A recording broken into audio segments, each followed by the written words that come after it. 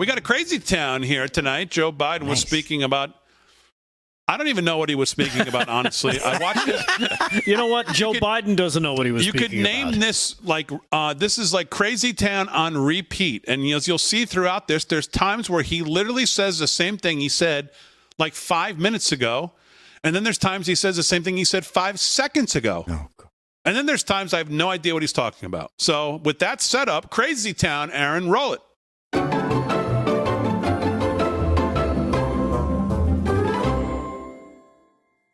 I look around this room and say, what the hell happened to my administration? Why aren't you here permanently in Washington? I need help. All kidding aside, you are... Get back to the mic. I don't know if you fully understand how much you've done. Seriously, think about it. And I sat down, and I guess I can tell this.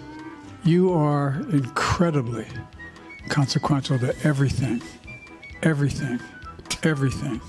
that this nation is able to do or not do. We talked about this being an inflection point, remember? Inflection. And I said that, we have enormous opportunity. We're at a real inflection point. An inflection point, my physics professor would say, was a point where you're going down the highway at 60 miles an hour. You take a rapid turn at a right angle or at a 30-degree angle, going in an opposite direction. You can never get back on the track. And we're at one of those inflection points. 4. We're at one of those inflection points. 5. I said I had a root canal, and the press said, was he unconscious? That's a given. Unfortunately, no, I was wide awake. I'm sorry to push this inspection back by a day. The president is coming. Because when I show up, it's all hands on deck. It's like, oh, God, where are we going?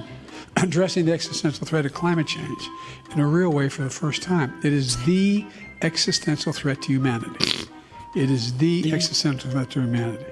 I hope I have no climate doubters out there, because it's real. Where there will be another pandemic. There will be another pandemic. That's a bold statement, saying no one's left behind. But that should be our goal, that no one's left behind. And guess what? I had the Prime Minister from my side. I like your ambassador. I said, you ain't seen nothing yet. No, all kidding aside. But look, we're in a situation where, the combination of political appointees and the professional State Department personnel, you got to take a message of thanks back to your teams. And by the way, they might add to your spouses and their spouses if they have a significant other with them. Because when you appoint someone ambassador, you appoint 2 people ambassador. Really?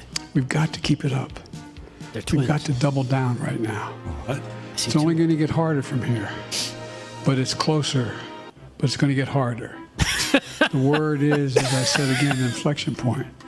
The decisions we made today, I used to have a physics professor talk about inflection point. You're going down the highway at 60 miles an hour. I swear to God, this is not a repeat. You take a hard right turn. Same thing. You're never going to get back on the path you were for at least another couple decades. He's on repeat. Again, parenthetically, and the press has heard me say this before, so I apologize for the repetition. I've allegedly met more face-to-face with Xi Jinping than any world leader has. Yes, we know. And had a lot of just one-on-one conversations. Yes. And we each had a simultaneous interpreter.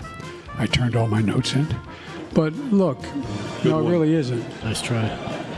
Because, look, and what it is, you have an awful lot of African nation. Well, the Belt and Road Initiative of the Chinese.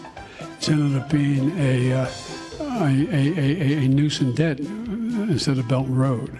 Our investments in Africa, for example, there's going to be 1 billion people in Africa very shortly. Actually, that happened in 2009. I know I look like I'm only still 29, but as one of my friends said, try to connect age and wisdom.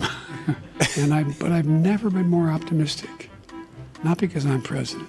I've never been more optimistic about America's future. Not because I'm president, because of you. So thank you again.